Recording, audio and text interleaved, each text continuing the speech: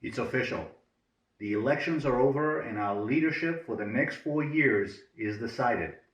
We can only hope that we can move on peacefully from here and begin to rebuild our broken nation and reignite its spirit. And so, I wrote a letter to the president, which rather than mail it to be forgotten, I thought better to share with you.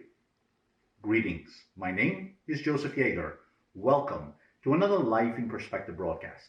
My objective is to provide thought-provoking discussions so you can optimize your perspective on life.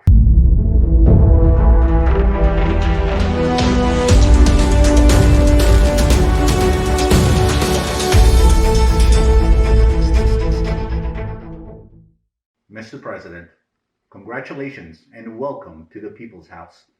I wish you much strength and wisdom in carrying out this monumental responsibility.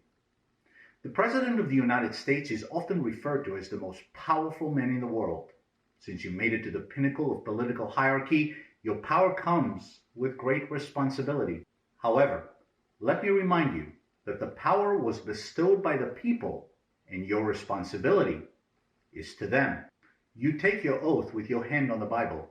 And although I'm not a man of faith in the traditional sense, I still regard it, as most of your constituents do, as the greatest symbol of integrity and trust.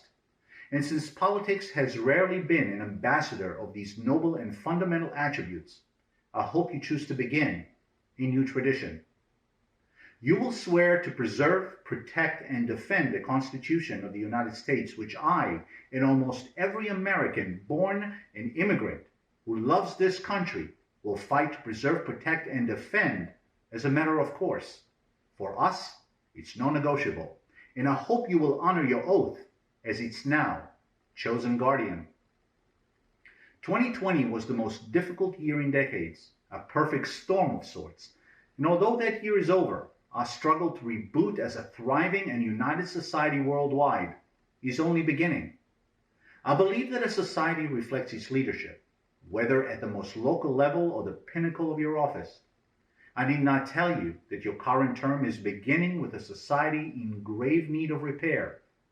Until we are back together, united and working to the same end to restore the greatness our forefathers envisioned, we will continue to struggle and regress. That, in my view, is your primary objective before all else. You accomplish that, and we will return to having a great economy, secure borders, fair justice, equal opportunity, and a society that is judged by the content of its character above all else. The road to your victory was fraught with chaos and division.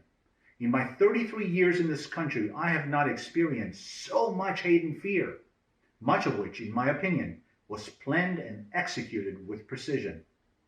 It will likely not be the last such period in our history, but I continue to be hopeful that history will repeat itself and good will ultimately prevail over evil. The people look to you for that revival. If you value life, then stop letting terrorists and thugs threaten and destroy those who merely disagree with them.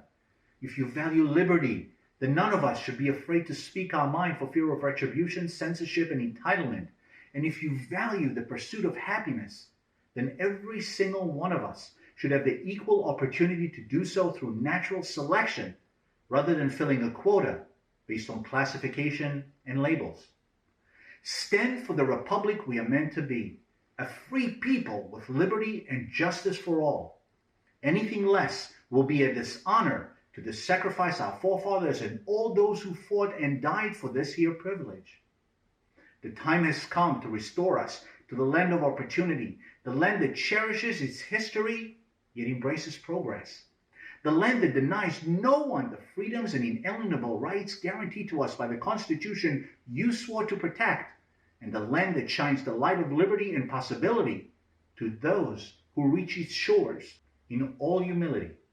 I believe this is a legacy a true advocate for the people will care to leave far more than the privilege of title, the possession of its perceived power, and the prestige and riches it may bring.